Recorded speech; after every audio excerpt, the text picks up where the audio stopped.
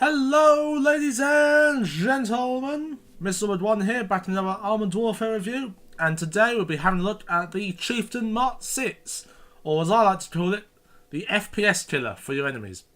But anyway, let's take a look at some stats. Here we are looking at the stats of the Chieftain Mark 6 against the Chieftain Mark 5, the regular Chieftain at tier 5. So we can see the damage is 339 damage and a penetration 272, which is quite bad in comparison, because the normal Chieftain does 388 damage with a 300mm of pen, which is, so we can see already that the gun is underperforming. Damage DPM is 2551 versus 2797, where the Chieftain Mark 6 has a lower reload. However, the Chieftain Mark 5 just has better damage, really. Hit points of 1820 and 1820, so pretty much the same. Hull armour is the same, 100 on the front, 70 on the side and 55 on the rear of rolled plate armour. On the turret is a different story, however, because we have 195 on the front, 120 on the side and 50 on the rear, which is substantially worse than the 395 turret armour on the Chieftain Mark 5. 170 on the side and 50 on the rear. They're both rolled plate armour, but the hull armour on the Chieftain, the normal Chieftain, is layered steel composite, which gives it some bonuses. But anyway, moving on to mobility. The same max speed of 48.6 kilometers an hour, with a better acceleration for the Chieftain Mark 6 of 8.78 seconds. Hull traverse is also better with 23.52 degrees a second. Camouflage is way better. 0.075 all the way around versus a 0.045. I've actually worked out how to calculate camouflage now, and if it's a higher number, it means it's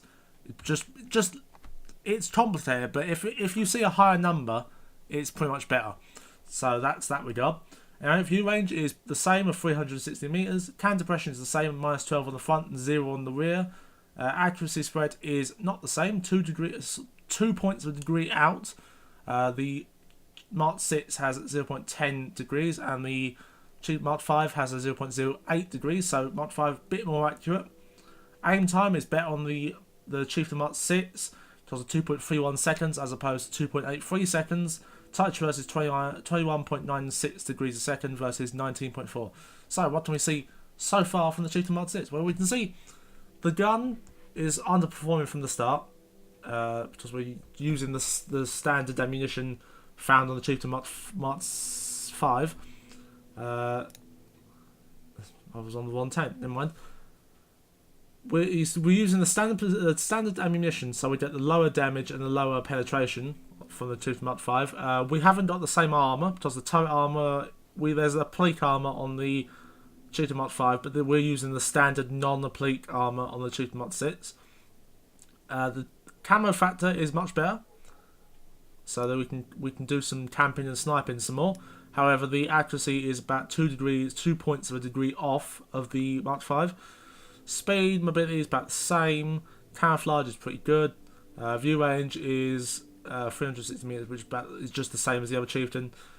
So if you like the Chieftain so far, if you like the Chieftain Mark 5, you'll like this tank. However, if you like the Chieftain before the armour upgrade, if you like sniping, what we can see from here is the Chieftain Mark 6 is a good sniper, good staying back and not being a brawler. It's definitely not a brawler. It doesn't look like it's a brawler, but we'll see in some gameplay later. Let's have a look at the armour. So, having a look at the armour from the front, it's basically a stock Chieftain Mark 5. We see the hull armour down here. I love this new garage. We can zoom in because this gun is really annoying. Anyway, we see the coronet. Coronet is pretty cool on this. If the enemy tanks have a pretty low-end computer and they see this, it sort of lowers their FPS by a bit. It also takes about 10 minutes, or used to take about 10 minutes to load in the garage. Back before this new garage, it took 10 minutes to load this camo. It was a bit weird, but I think they might have fixed it now, so it's loaded completely and it's sort of swaying in the wind. But anyway, armour. Lower plate is easy peasy pen right there. If you can't pen the upper plate, it's sloped well back. There is a driver's hatch there, which is a weak spot, and there is nothing else on the hull to suggest a weak spot. I mean, you can shoot here for the tracks, both here, but other than that, there's nothing else on the hull. Cupola up here, shoot that, and you do less damage. Don't think this is even you can't shoot that at all. and just the polar here. So if you're shooting from the front, you can't see any of this. The polar is your only choice.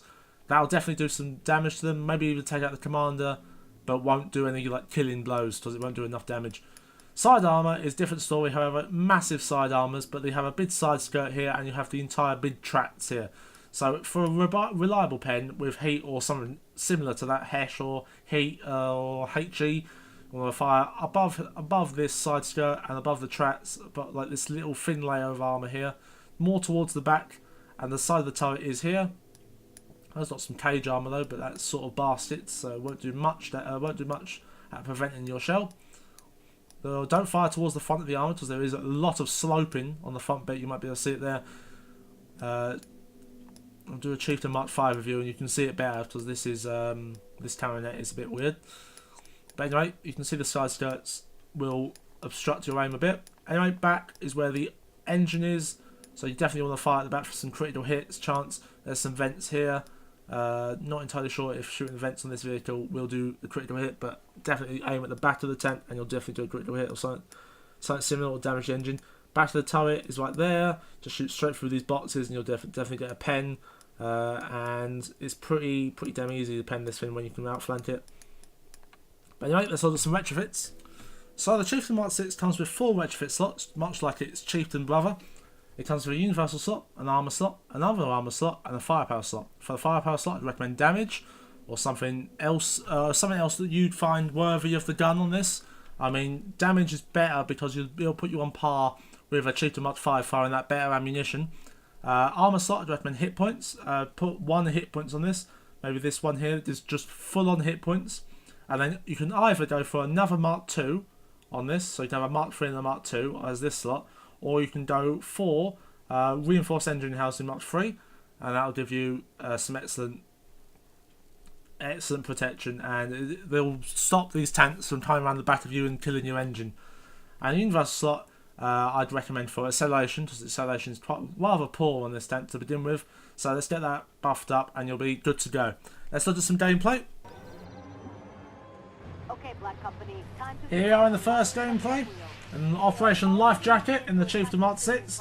So in this gameplay, let's play to the tank's strengths for a short while, and then see if it can do some other things like brawling. So we're going to really test out the tank here. Now for the start, the Chieftain is probably best suited up on this hill because of the great gun and the no armour. But me being me, I've charged forward, thinking I can brawl in Chieftain. Well, in Chieftain Mark 5 I probably could have brawled, but in this thing I don't think I can brawl at all, because this thing is relegated most of the time to sniping duty because it has no armour. Although it does have armour, but the weak spots, like the lower plate or the big weak frontal driver's hatch, are huge. So unless you can hide them, which I doubt in most situations you can, then there is no real way of brawling in this thing. But me, being a brawler at heart, I have tried and failed most of the time to brawl with the Chieftain Mark 6. But sometimes it can work, as long as you don't get shot. That's the main problem. To the shot at the Terminator there, but I hit the tracks and the tracks absorbed my entire shot. So I'm going to try again. I dare hit him that time. Trapped him as well, so that's great. There's a leopard over there. I'm trying to go for his side armour, but we went straight into his tracks again, and his tracks took the shot, absorbed it. So most of the time shooting people's tracks will, so you can, like, your shot can easily go through it, but sometimes they're on sometimes, I don't know, most of the time, sometimes the shot will not go through. The shot will get absorbed by the tracks. So it's a 50-50 chance really that your shell will go through or not. And most of the time, my amazing luck, my shell never goes through. Showing the Stingray, or Stingray 2 at the front. The spaced armour. There's quite a lot of spaced armour on the front turret. So some of the time your shells will not go through. Depends on how the tank is armoured. Handled, I mean. It's a very cold day here, so I'm a bit stuttery, but it's completely fine. We're getting a shot from all angles. See, there's no, the armour cannot hold up. That went first shot for the Abrams went straight through the upper front plate, and the second shot went straight through the lower plate. The lower plate I was expecting. The upper front plate I could have done with a bit more protection, but no matter. We have to be relegated to behind our teammates here. Now, if only our teammates had some tanks that could take some punishment, like a Challenger or something, but this is not the tier for Challengers, this is the tier for T-72s and XM1s. So, it would be good if a T-72 could roll up in front of me and protect me a bit, take some shots, but cool. Can I shoot through this? I don't think so, but we're going to try anyway. No, we can't shoot through that. Sometimes you can't get the outline of a tank, and you can still shoot them, and sometimes it very confuses me. Most of the time when you can't shoot through stuff. Like these pipes. I shot through the pipes then and hit him. Oh, it might have been just my aim that was off. Oh, here we go. We can shoot him in the lower plate because he's like cheese. Can he pen me? Yes, he definitely can. Even a tier, what is that, tier 5? Tier 4? Can pen me. So, yeah, the armour, not up to scratch. Definitely relegated to sniping duty with this thing. Let's push up some more. Go to the second objective here. And hopefully store some hits, some critical hits, and get some more kills. Some higher damage. Stingray. Stingray hit me. Knocked out hit my track and made it yellow. So my track absorbing some shots there. Thank God for that, because there's nothing else in this tank that will absorb shots.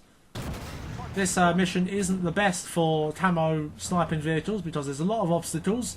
So you have to shoot over, or behind, or navigate around. So not the best map for sniping tanks.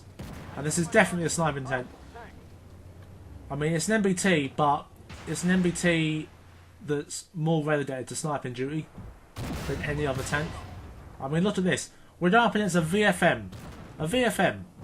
And he can pen me most of the time. Ready? He penned me again. So I'm down to 400 HP. He shot me through the front of my hull armour. My front upper plate. He shot straight through it and straight into my tank. That's how weak this tank is. So the armour, not very good. Should you be scared of this tank if you find it in battle? Maybe. If you're far away from it, you should probably be scared of it. But if you're close up, there's no reason to be scared of it. It can kill you definitely, but you can definitely kill it. Like if you have the means to shoot it, you can easily kill it. The maneuverability is pretty bad as well. So if you flank a tank, if you flank this tank, it will have a hard time trying to turn its frontal armour towards you. Even though turning its frontal armour has no real benefit.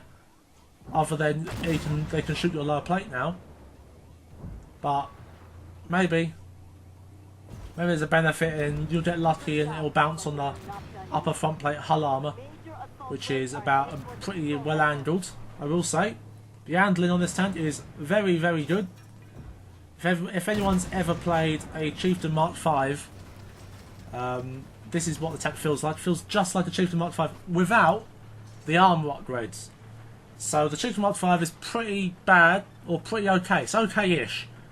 Until you get the armour upgrade, it becomes pretty good. The turret becomes great.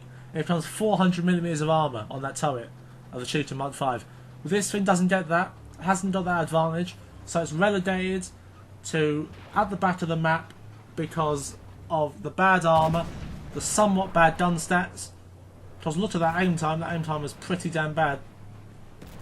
Do recommend firing your smoke. Your smoke is your best weapon on this, even though the turret is a very, very slow turret. Oh, there's a turret there. He can pen me as well. Look at him penning me with his AP. He's throwing AP at me and penning. A Terminator. It's like a autoloader. Rapid fire. He can pen. It's insane. Insane what can pen this thing. Lots of things can pen it. I feel like I'm moaning about the armour of this thing, and I will moan about the armour of this because it's rubbish. It is really bad. The armour is really bad. So most of the tanks, most of these tanks that you can't obtain normally, get hyped up hugely. I really want to review a T-64A Hunter just to see what all the hype is about, because we've reviewed the Object 155. Actually, no, not the Object 155. What have we reviewed? The Puma. We've reviewed the Puma and we found out, I mean, it's pretty damn neat that it gets to one-shot a lot of tanks, but it doesn't feel that special. Although it is Polish, so if you're Polish, it might feel that special to you. This tank does come with HESH, AP and HESH, and that's it, no heat, so that's a bad quality as well. There are quite a lot of bad qualities here, but one of the most bad quality is the armour isn't worth anything. So we're shooting this Abrams and we got hit from behind by a Type Chinese tank. That's rather respectable to be killed from behind. But anyway, on to the next gameplay. Here we are in the second game on Operation Quarterback. Now we feature this mission a lot. That's because it's very easy to do. It's not. I like to play this mission quite a lot because I can play some awkward tank that I don't really much like and still get the ×2 or the ×5 or the ×2 and ×2 credits that's on right now. Wow, it's on right now. Let's finish this game so I can render it quickly and my arms will go grind some tanks, because this special gives me a lot of credits. There's a lot of credits from this ×2 credit special that can be gained, and it's definitely helping towards getting the credits that I need to review these tanks for you. So we'll definitely just get this done fast, or relatively fast, and I'll be on in a jiffy. But anyway, we're looking for a tank. In this gameplay, I thought I'd show off the sniping ability of this tank. So I'm all at the back of the map, using the excellent gun, or somewhat excellent gun. The aim time's a bit naff, but using the gun to snipe at tanks from afar. The accuracy is pretty damn good though, and if anything shoots me from back here, they're probably not pen, because the armour is actually worth something back here. When you're in front with people, it's not worth much though, so back here can actually be worth something. Now, side armour towards isn't the best strategy in the world, but it's easy to move out if we did get spotted, and we did there, and we managed to avoid the artillery shell coming inbound. So we're waiting for another one of them coming. But while we're waiting for another artillery shell to be inbound towards our tank, we can shoot at some other vehicles using the sniping characteristics of this gun, letting our teammates spot the tanks. Kill that tank, easy peasy. Leopard over there. Now, while you're using the ability, so if you're using the strengths of this tank, the sniping strengths, sometimes you will get moaned at by your teammates, because some people who don't understand how this tank plays will argue that you're an MBT and all MBTs must brawl up close and personal with the other tanks. Some people will say that all MBTs, no matter what it is, even if it's a Leopard 1A5, must be up in the face of enemy tanks, drawing the fire off your teammates. And I'd like to argue my point of that probably isn't true. The Leopard 1A5 is a prime example that has no armour. So if you're brawling in the face of enemies and they just load heat, or HE for that matter, and they're up close, they can pen you all the time. There is no way your tank is surviving in a Leopard. So you have to play to the strengths of your vehicle, even though you may get moaned at a bit. But the Chieftain Mark 6 is definitely a sniping vehicle, as you can see from this. I don't want to get shot, so I pull back under the ridgeline so their guns can't shoot at me. And I'm using my sloping of the top part of my turret. Top part of my turret is very well armoured and very well sloped. That's the part on the Chieftain Mark 5 that the Oblique doesn't cover, so it is pretty damn good as well. We're going to shoot at the Chinese tank up ahead, WZ, in the lower plate, because he's pretty much cheese there. Wow, I love shooting at a tank which has a worse lower plate than the tank that I'm actually in. So damage the engine there, set him on fire, and he's down. W the Type 98 or Type 96 or whatever it was over there. McCarver behind us took a shot straight into the side of our tank. That was to be expected. Manoeuvrability isn't that good on this thing, so manoeuvring around when you've been spotted isn't the best, but it can be done. Now we're hiding under this ridge line waiting for tanks to crawl over the ridge so we can engage them, but I thought I'd just push up forwards, use our excellent gun depression to put some effective shots onto the target. Now I can shoot the underside of the McCarver here for some damage, and hopefully I can get behind this wreck and push the wreck forward, thus making the McCarver turn away and go to the side. So we're close quarters here. This is my point exactly. Why would you do this? This is a weak spot for the McCarver, by the way. It does a critical hit every time, so you do bonus damage for shooting this exhaust point. I've got a video for weak spots as well coming down the pipeline, so make sure you get ready for that or subscribe so for more Armoured Warfare videos coming soon. Getting to the end of the game now. Most tanks have been killed, so I'm going to drive out of this base and go hunt down the remaining survivors. I thought a tank might spawn up there because my teammate is going for it, so I was just pointing my gun in that direction, but I've realised by now that there's no tanks that spawn up there, so I'm just going to drive off towards the confirmed tank spotting. The Bagel. He's being shot by someone. He's behind the ridge line. Can I get there beforehand? I don't believe so. Yeah, he's probably going to shoot again before I get there. But there is a Leopard just been spotted. We can go for its lower plate. Well, it's side armour. Side armour fairly weak on the Leopard, especially the 2AV. But if we push too much up, the 2AV will have shots on our lower plate, thus rendering us useless in that position. So pull back a bit. We have excellent shots on the side armour, leading to a kill for the Leopard 2AV. And then we're going to push up towards the last tank remaining, XM1. We should be pushing up over this ridgeline here, but tank is beating us to it, and there's a autoloader is beating us to it already. So we might not get the kill, we might. Here we go, and we got the kill. But it seems there is another tank around. It seems to be capping the base, so we're waiting for our tanks to.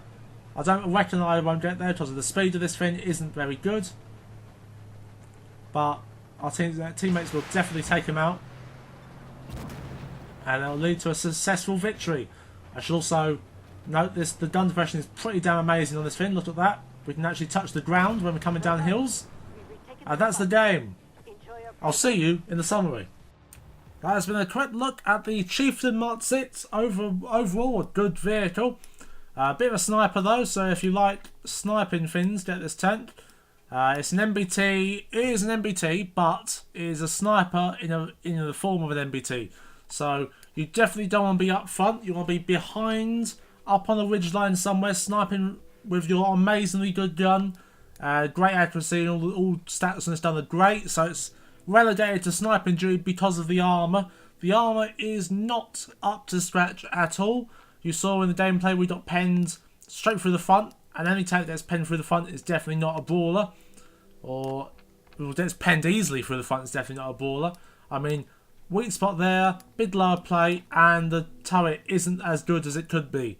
On the Chieftain Mark 5, the turret is excellent. On this, it hasn't got the applique armour, so the turret is pretty bad. So what you want to do in this tank is bushes, use camouflage, because you have a better camouflage rating, pretty damn good one. Great gun, excellent, all those stats, pretty bad mobility and all that, because it's an MBT. And the armour on the back, on the side, on the front isn't the best in the world. So MBT, but relegated to sniping duty to support your team and help kill some people. Anyway, I've been Mr. Red One. I hope you enjoyed the video. Please leave a like. Please leave a comment on what tank you want to see next. And subscribe if you haven't already. Thanks for watching, and I'll see you next time.